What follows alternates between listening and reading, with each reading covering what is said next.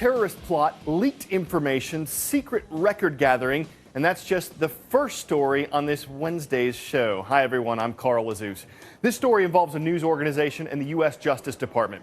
The Associated Press says the government agency secretly collected 2 months of telephone records from AP employees. The president of the AP said, quote, "These records potentially reveal communications with confidential sources and disclose information about AP's activities and operations that the government has no conceivable right to know." The AP reported that the government hasn't said why it wanted the records, but officials said they were looking into how details of a foiled bomb plot were leaked last year. Attorney General Eric Holder runs the U.S. Justice Department. He says he wasn't involved in the decision to collect phone records, but he said the leak put the American people at risk. Trying to determine who's responsible for it required, in his words, very aggressive action. You know that the U.S. has freedom of the press. It's in the Constitution. But that freedom doesn't necessarily cover everything the press does. CNN legal analyst Jeffrey Toobin says there's no law that allows reporters to protect their sources.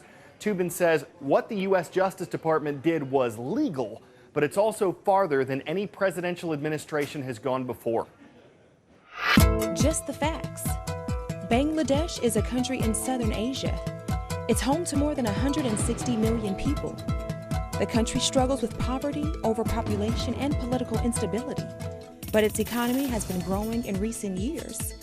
Its garment industry makes up nearly 80% of the country's exports. The people who make those clothes do so at a fraction of the cost and a fraction of the salary of what it takes to make them in the U.S. Minimum wage in Bangladesh, less than $40 a month. A recent tragedy has brought a lot of attention to the bad conditions that many Bangladeshis work in. A day after cracks appeared in a 9-story building near Bangladesh's capital, employees of its garment factories were told to come to work anyway. When the building collapsed on April 24th, more than 1,100 people were killed. In the weeks since, more than 2,400 were rescued from the rubble. The nation's army ended its recovery effort yesterday. The owners of the building and its factories have been arrested, and the government says it'll improve conditions for Bangladeshi workers, though some are calling that too little, too late. Pressure's on internationally as well. Many companies in the U.S. and Europe have clothes manufactured in Bangladesh. They're being pushed to make sure conditions for workers are safe. Different cultures around the world approach education differently. Earlier this week, we talked about Sierra Leone and how girls there haven't traditionally been given access to education. In South Korea, the issue isn't getting an education. It's more about how well you do in school. And what some students are doing to succeed is having an impact across the entire country. South Korea's education system is so competitive, many children spend evenings, weekends, holidays at cramming schools like this. But amid the clamour to get better grades, it appears some have been cheating in the all-important SAT tests to get into US universities. So far, prosecutors have raided 12 cramming schools in this area of Seoul alone. They're looking for evidence of cheating. They're investigating a number of scams, including one where middlemen sat SAT tests in Thailand a few hours before the same test was given here. It gave students a heads up as to which questions would be in the paper. The organisations that run SATs in the US have cancelled May's test for the whole of South Korea. But at one cramming school not implicated in the scandal, a teacher tells me parents are paying for their kids to cheat. Just from the grapevine, I've heard maybe tens of thousands of dollars for access to these tests. A lot of the parents know where to go. The owner of the Hagwon, or the cramming school, would basically say, I have access to these certain tests. And so a lot of the parents are actually making the ultimate decision. At South Korea's most expensive boarding school, modelled on an elite school in London, pupils are entirely innocent of cheating, but they're caught up in the aftermath of the scandal all the same. We're getting penalized for the fact that other people cheated or tried to cheat. That could affect my whole future. You're going to Hong Kong. The teacher that broke the news to them, Toby Waterson, has helped them make alternative plans to sit the SATs abroad. I just worry about the tarnish that Korean SAT centres have received in this whole process. And I worry, therefore, about the university places that are going to be offered to our students. Students who are under enormous pressure to succeed. We get a lot of tiger moms and tiger cubs, and that's why all this hyper competition is happening, and that's why people are finding ways to, skirt the system. And in the process, tarnishing honest students who've worked hard to make the grade. High school track meet in Washington doesn't sound like a typical setting for a family reunion, but that's where two sisters came together. What's crazy is it was the first time they had ever met. Here's their story. Imagine finding your long-lost sister after 17 years and living in the same town.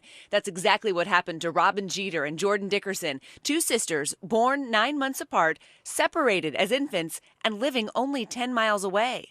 At first, I didn't know I had any siblings.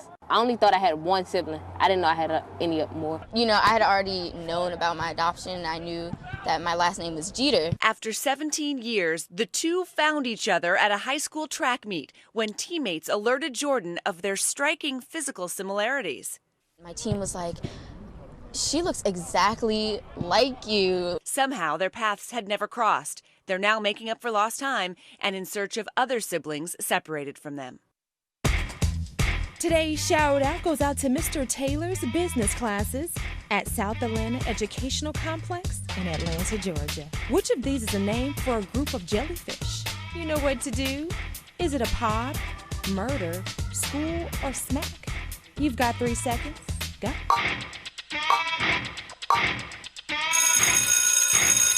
A group of jellyfish is sometimes called a smack. That's your answer, and that's your shout out.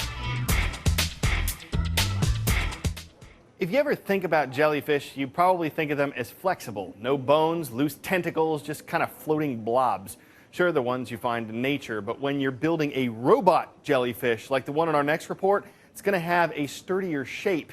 And if the engineers who designed it have a say, it might help lay the smack down in the spy world. This jellyfish may not sting you, but it could one day be used in military sting operations. Meet Cyro, the 5'7", 170-pound robotic jellyfish. It's a big guy, but once it's in water, it's almost neutrally buoyant, so it doesn't float, doesn't sink, just kind of stays there. The lifelike autonomous robot was created by a team of research and engineering students at Virginia Tech. It's part of a $5 million project funded by the U.S. Navy. The idea is to use these jellyfish-inspired vehicles for underwater surveillance of ocean waters. It's got 8 arms and a flexible silicone covering to mimic the way a jellyfish swims. So this is actually the mind of our robotic jellyfish. We house all our sensory components in here and the battery housing as well. This jellyfish prototype can swim for about 4 hours using a battery, but they're looking at other energy sources to make it last longer. In the future, we're trying to be able to leave this robot in the ocean for weeks and months at a time. These robots could be used for military surveillance and to clean up after oil spills or monitor schools of fish. They might not be the fastest swimmers, but they're definitely known to be very efficient swimmers. Using multiples of them, you can cover even more ground and perhaps achieve missions that are even more complicated. All right, fair warning. If you're afraid of heights, our last video probably won't be your favorite. But this was too good a view to pass up. You know that warning when you're looking up high not to look down? Oops. This bird's eye view of New York City is thanks to a camera someone attached to a spire for the New World Trade Center. The camera captured the moment as the spire ascended to the top and made this building the tallest in the Western Hemisphere. Always nice to have video of that kind of towering achievement in order to avoid anyone from calling it a tall tale. These puns might have set a new high bar. But that's it for today. We're going to start building from the ground up and be back with more stories tomorrow. See you then.